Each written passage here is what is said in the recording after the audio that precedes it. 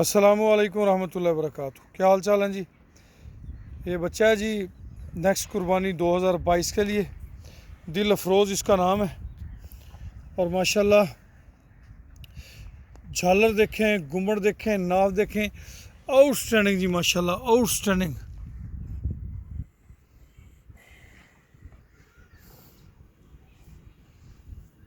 बच्चे की पिंडलियाँ चेक करें, हर लिहाज से एक खूबसूरत बछड़ा, नाव झालर आउटस्टैंडिंग।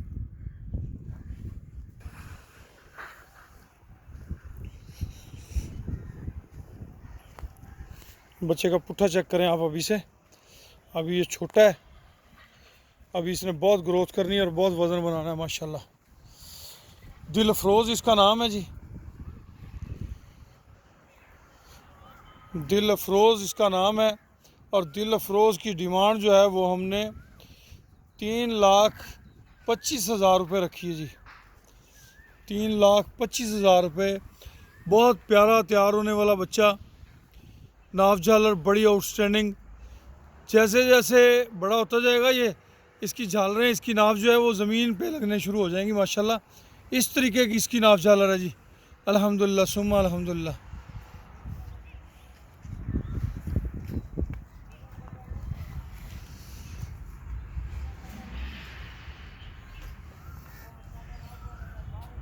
दिल अफरोज़ नाम है जी।